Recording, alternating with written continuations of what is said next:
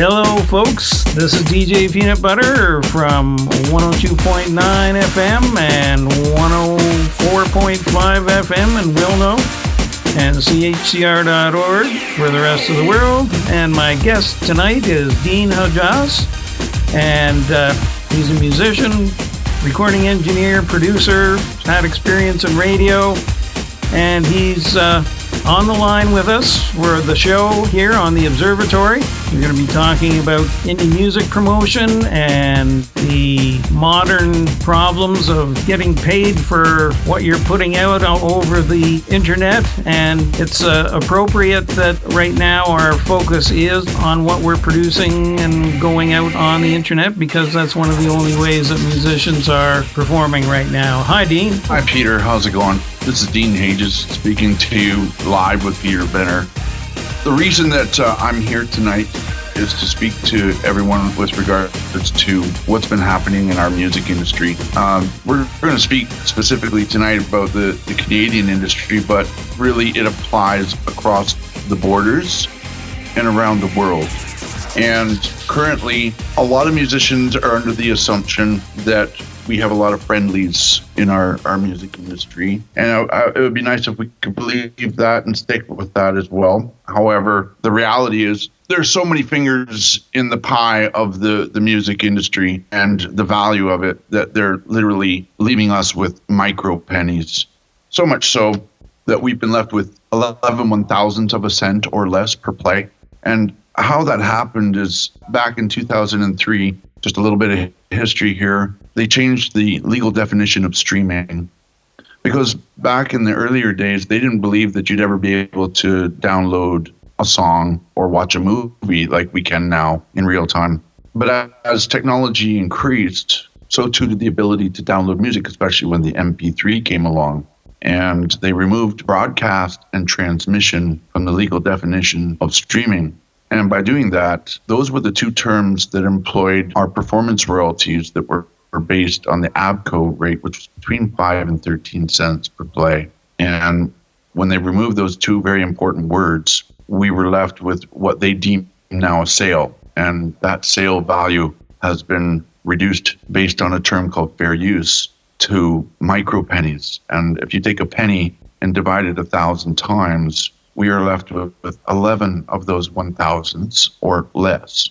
Now, the governing bodies who came into agreement with that are known as the PROs. And some of you may have heard of one of them, particularly. It's very well branded across Canada, and that is known as SOCAN. And they have most of the musicians convinced that they're friendly to us. And in the face of what they do, they are friendly. And a lot of them are graduates from different universities, and they learned the music industry based on what they were told by their teachers. And you're only as good as the information that you've been really handed. So I'm not specifically blaming any one particular area of society, but unless you've actually been at the blunt end and experienced the music industry, how would you know differently? How would the teachers know? How would the university professors know? They really wouldn't, except for a few. There are a few that really do know. And they do speak out. But the problem is that when you're speaking out against the music industry, you have so many people, again, who are entrenched in it that why would they want to give up their portion of the pie, essentially, right? So as SOCAN grew from what was KPAC back in 1989, that's when it was known as the Canadian Authors, Publishers, and Composers. And they knew, as did the judges at the time and the lawyers who were involved, that it was a monopoly that we were walking into. And the fact that the judges knew this and they identified it back in 1989, we're living in the echoes of the knowledge of the people who were at the top, from our judicial system down through the Copyright Board with Giles McDougall, down through the Canadian Heritage Minister, Pablo Rodriguez, down to the Minister of Science, Technology and Commerce, Navdeep Bains, His Honorable Navdeep Bains. And they all played an integral part in setting up a system that has failed us. And I have watched my colleagues pulling out their hair trying to figure out what they have done wrong.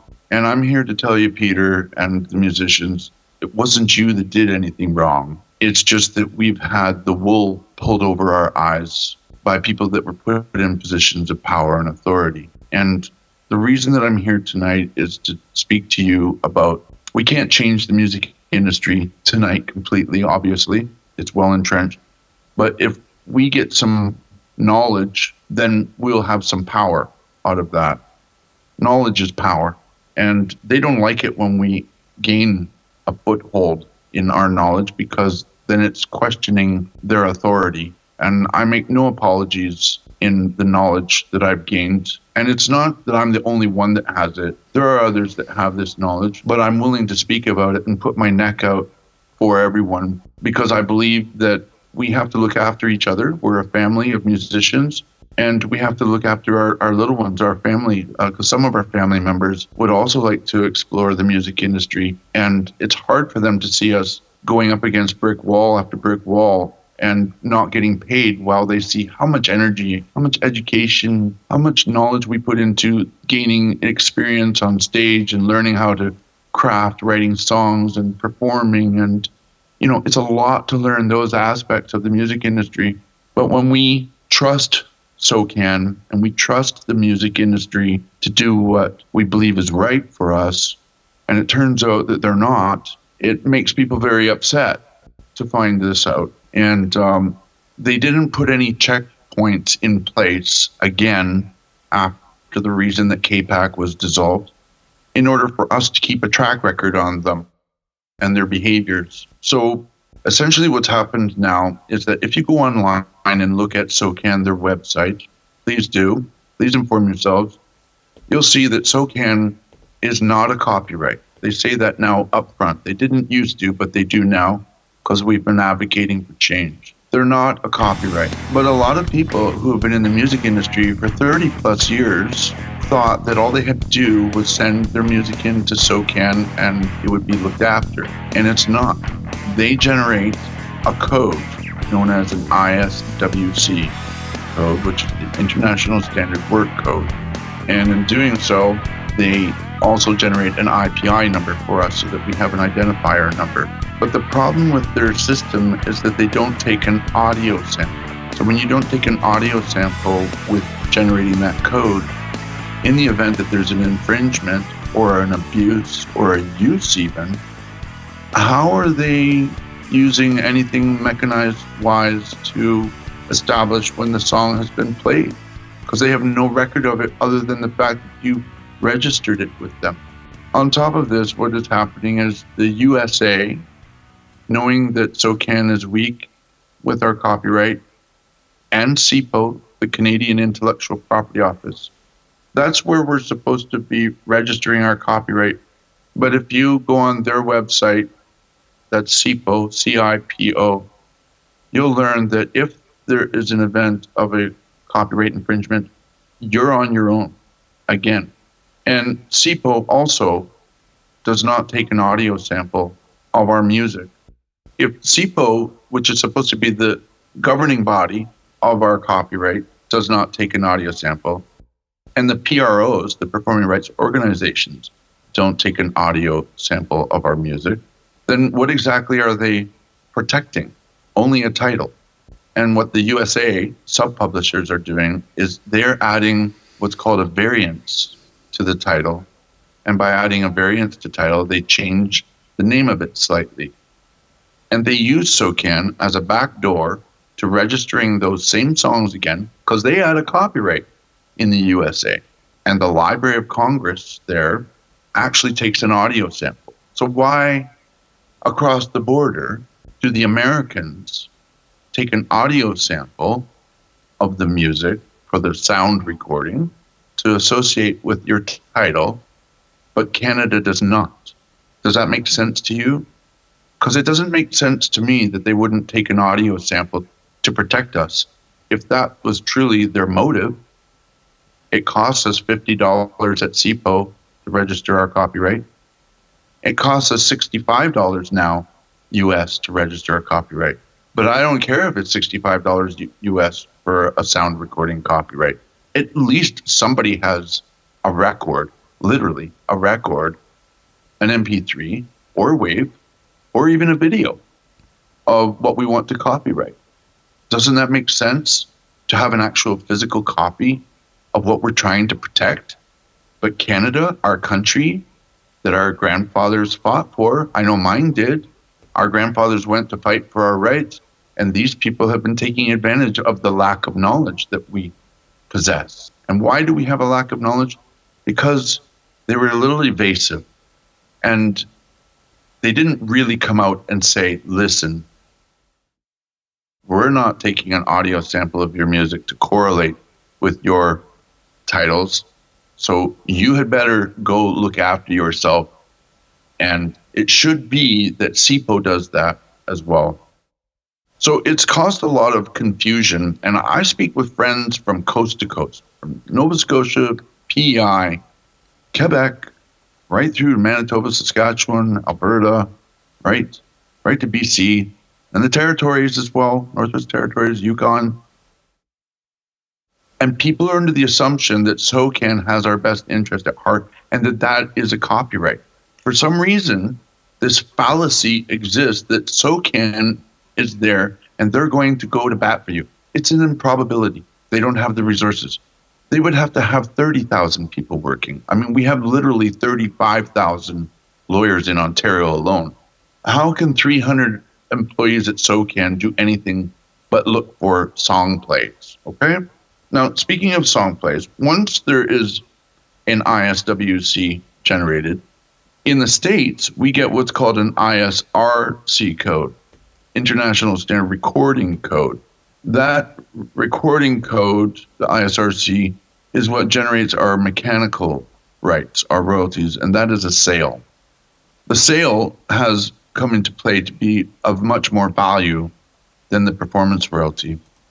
Even though SOCAN, along with this radio station that we're blessed with this evening with CHCR with Peter Benner, thank you very much, they charge them a licensing. If you look on their website, chcr.org, you'll see that they have a license to play. So SOCAN charges the Canadian businesses for a license to play the music. But Peter can attest to this. We had this conversation. Yes, that is true. They do a lottery once a year, even though the CRTC governing body makes them keep a record, a log of every song they play. SOCAN only comes along once a year and does a sample for 1 to 2 weeks of what they're playing at that part of the year. How can they possibly pay the independent musicians who didn't copyright their music properly? They can't. They don't. They only pay out to those who have what's known as market share. So all the same artists that you hear on the top 40 over and over and over again, who are properly registered with record companies and properly registered with publishing companies, those are the ones that get the market share from every radio station, regardless of how many logs they keep and how many records they keep. I mean, literally, at Peter's station there, they have logs going back 7 years of every song that's ever been played. So don't you think it would be fair if they force these radio stations to keep a log of every song they played, to pay out based on every song that they played? We pay for every cup of coffee at Tim Hortons and Starbucks if you so choose to go and pay that rate. But they keep a record of every song. And SOCAN says they don't have a mechanism in place. So if they don't have a mechanism in place at the radio stations, and it's based on a lottery, let's take it one step further where they're known as bullies. So in over 150,000 Canadian-owned businesses, SOCAN then bullies restaurants, yoga places, where you can go and work out, and anywhere where our music adds value to services and products. SOCAN comes in and bullies our Canadian-owned businesses for an additional license to play based on how they're using the music. If it's over a PA system, if it's a DJ, if they're using it for karaoke, what the square footage is of the place, what the turnover is, how many people you can fit in it, of how much they figure out you owe them. Now, in their talk off, they say that the reason they're collecting that money is for the Canadian musicians. But again, maybe some of the Canadian-owned businesses can chime in here and let us know. Over 150,000 of those Canadian-owned businesses, how many of them were provided an application or a mechanism where they can track which songs are being played and performed in their venues, in their bars, in their restaurants? If they don't have a track record of what songs are being played, again, SOCAN, how in the world can we be paid for the music that gets played in these venues that we add value to if they don't keep an accurate record? We know how many cups of coffee are sold at Tim Hortons because anyone that owns a Tim Hortons has to know. That's how they are able to pay their taxes and pay for their employees and keep the lights on and whatnot. They have to know how many cups of coffee they've sold in a day. How come SOCAN doesn't care to know? But if you don't buy a license, they will take you to court. How many of the Canadian businesses have been taken to court when they felt like something was wrong and the owners would stand up to SOCAN and say, you know what, I just don't believe you. There's something about the way you're presenting yourself. I don't like this. I don't like how you're presenting yourself in my business. Is there another way we can do this? No, this has been decided. The Copyright Board gave us complete authority. We can do whatever we want. We can make licenses and we can make your life a living HELL. So SOCAN goes after those Canadian-owned businesses with authority. And if they don't comply, then they use a law firm with over 3,000 lawyers worldwide called Gowlings. And they take those Canadian businesses to court and they wear them down because they have what?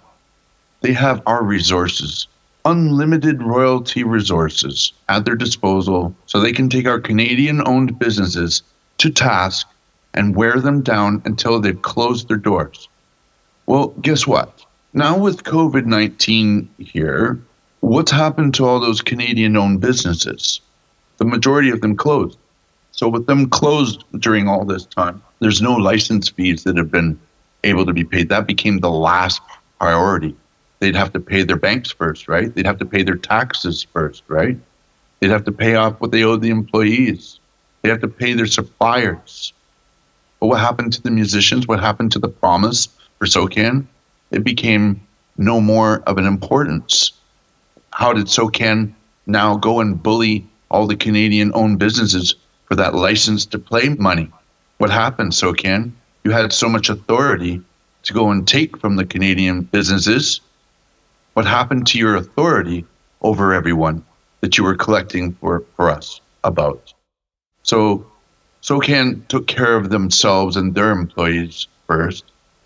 And ultimately, after I have been making certain that SOCAN knows how I feel about their behaviors, which there are many to go over, but I specifically demanded a resignation by the CEO, Eric Batiste, on April 11th, 2020. And 3 days later, the headline news all over, from the digital music news on, was Eric Batiste abruptly leaves SOCAN. And while some of us might cry a victory, I say that it was a victory in part. But what has changed? Because Eric Batiste just leaves it to Jennifer Brown now, and she steps in and her family pats her on the back, says, "Way to go, Jennifer, we always knew you could do it." However, she's just going to repeat what she was taught by the hierarchy there. And what we need to do now is challenge SOCAN, because they've run out of our license to play. There's no more license to play. That was a huge portion of their operating capital. And they have not disclosed everything to us financially. Take a break now and be back shortly, folks. This is Hollywood Monsters. It's called Numb. You're listening to CHCR, Homegrown Community Radio, 102.9, 104.5 FM in Wilno, and CHCR.org. When the feeling's gone, delusion's such a nice place to be, where nothing is real and nothing really matters. Come on, sink your dirty teeth into me. I'm already numb. You're planting flowers in concrete when you're playing with my soul. Say